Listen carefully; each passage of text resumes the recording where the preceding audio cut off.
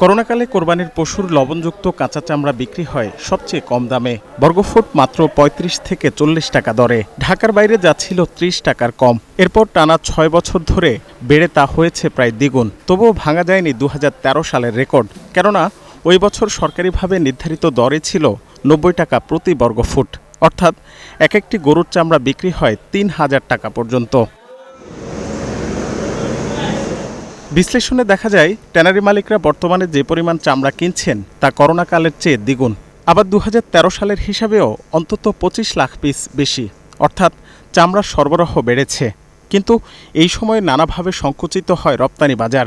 Wait blue চামড়ার মূল্য $১.৫ থেকে কমে নেমেছে ৫০ সেন্টের ঘরে। উদ্যোক্তারা বলছেন, বর্জ্য পরিশোধনে ব্যর্থতা থেকেই এমন সংকটের সূত্রপাত। ইউরোপের কাছে বিক্রি করতে পারতেছে না, চায়না এখন তার নিজের ইচ্ছা মতো এটার প্রাইস আপ অ্যান্ড ডাউন করতেছে।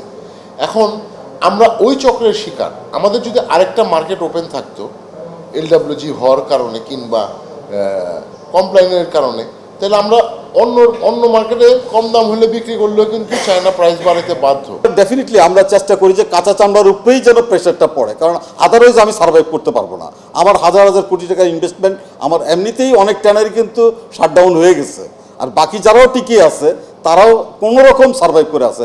ব্যবসায়ীদের তথ্যমতে, হাজারীবাগ থেকে স্থানান্তরের পর সাভার চামড়া শিল্প নগরীতে প্রায় ১১,০০০ কোটি টাকা বিনিয়োগ করেন উদ্যোক্তারা।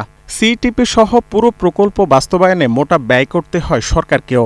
কিন্তু অনিয়ম অব্যবস্থাপনায় মিলছে না কাঙ্ক্ষিত সুফল, উল্টো বিপর্যয়ের মুখে পুরো খাত। এই সিইটিপিটা যে রং একটা টেকনোলজিতে তৈরি হয়েছে, এটার জন্য আমি মনে করি দুইটা বিষয় তদন্ত হওয়া দরকার আছে, কেন হইল, কিন্তু বাস্তবে যে বিষয়টা দরকার এখন কিভাবে দ্রুত এটা সমাধান করে আমরা সামনে আগাইতে পারি, এই জিনিসটা আগে করতে হবে। তারা যে রিপোর্টটা দিছে সেই রিপোর্টটাও বাস্তবায়ন হয়নি, সেটা প্রকাশ্য করা হয়নি। কেন করা হয়নি এইটা জবাবদিহিতার আনা উচিত, কারণ ওইখানে অনেক ডিফল্ট বলা আছে। বুয়েটও এই দায় অস্বীকার করতে পারবে না, কারণ আমাদের যে মৌ ছিল ওই মৌ অনুযায়ী আমাদের সাথে এখন পর্যন্ত প্রতারণাই হয়ে আসে।